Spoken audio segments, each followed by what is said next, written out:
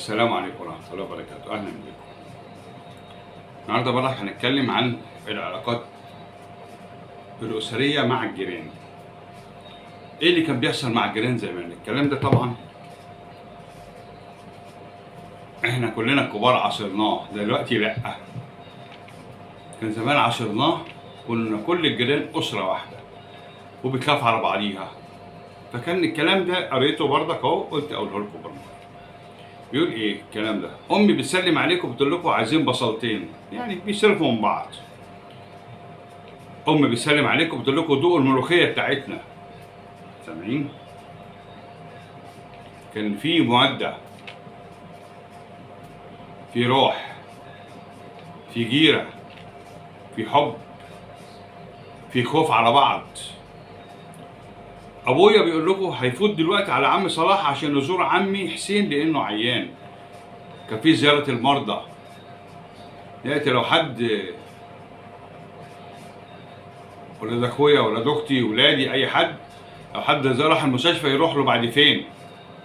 ده لو سأل فيه، أصل ما كنتش فاضي، أصل حصل، أصل يابا عم خالد جارنا ضربني، اكيد انت عملت حاجه غلط عشان كده ضربك.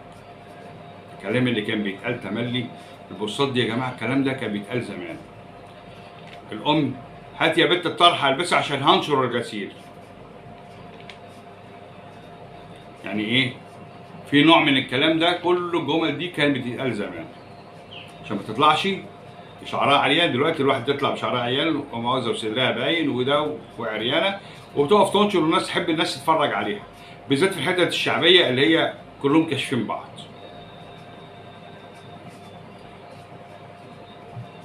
الام بتسال امال فين محمود؟ تلاقيه نام عند صالح جارنا عشان هما كانوا بيلعبوا مع بعض، هو والواد الصغير. مش هتاكل يا سيد؟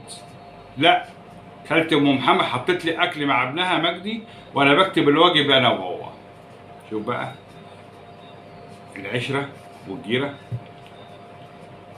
روح يا مديحه قولي لخالتك ام احمد جارتنا عايزين ننشر بقيه الغسيل عندك عشان بلكونتنا مش مكفيه. وصحيح ده اللي كان بيحصل، الغسيل كان بيغسل مره واحده في الاسبوع، كان يوم غسيل صعب، مفيش غسالات بقى يد والكلام ده كله على الايد. والله العظيم كان ايديهم بتتهري، ايديهم بتتهري من البطاش ومن الصابون ومن الميه السخنه وده عشان يطلع الغسيل. كان كله طبعا، كل امهاتنا كانوا كده، صوابعه دي اتهرت. دلوقتي الواحده عندها غساله اوتوماتيك ومش قادره تقوم تغسل ولا تحط الغسيل في الغساله الاوتوماتيك، وبتتنطط وبتفرد. قبلها كان الغساله الاديه للعاديه البرميل، في ناس كانت تتمناها، ولما جت الغساله الاوتوماتيك بردك بيتنططوا اكتر. دول ما تعبوش في حاجه، كل حاجه على الجاهز. ما ترزعش الباب يا ابني واطلع بالراحه على السلم، احنا بقينا العشاء والناس نايمين، ما تقلقهمش. الام بتقول لاولادها لابنها يلا يا ابراهيم فوت على صلاح ابن الجيران وخدوا سيد معاكم وانزلوا الجامع عشان تفرشوا الحصير وتنظفوا الشارع مع عمك عطيه عشان صلاه الجمعه. كلام جميل.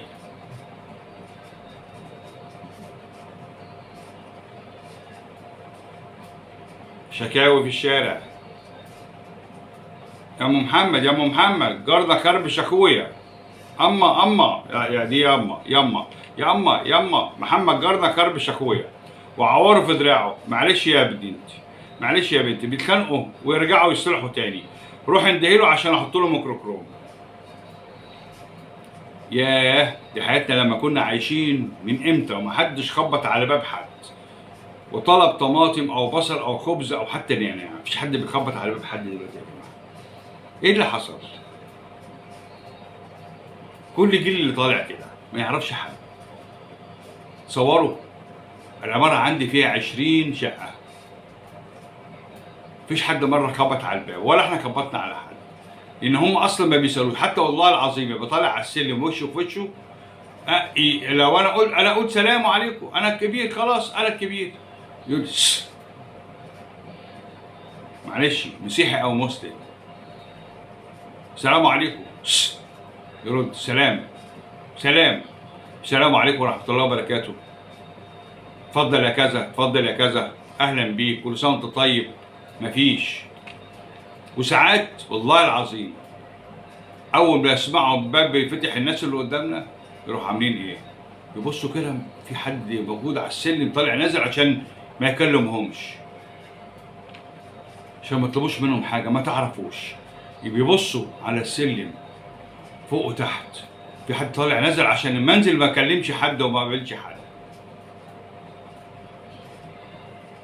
مع ان الناس دي اقول لكم على موضوع.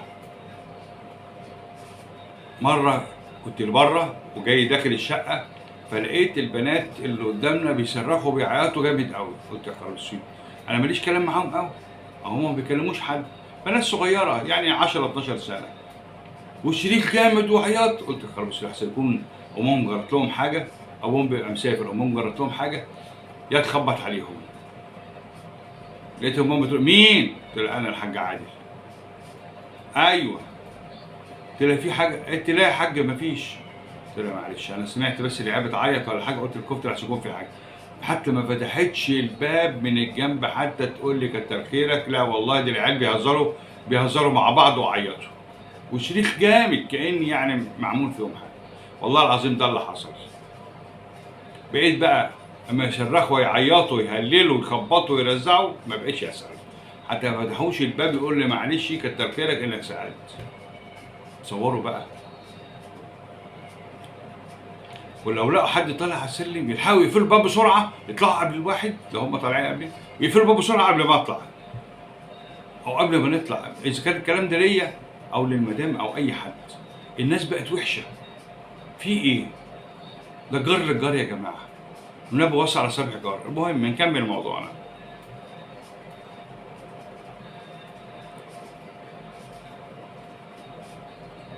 يا دي حياتنا لما كنا عايشين. من امتى ومحدش خبط على باب حد وطلب طماطم ولا بصل ولا حاجه؟ من امتى ومحدش زار جاره المريض او حتى من غير مرض وشرب معاه الشاي وقرب منه؟ طب كم مصيبه حصلت لما عيل اتخانق مع جاره ممكن تطير فيها رقاب.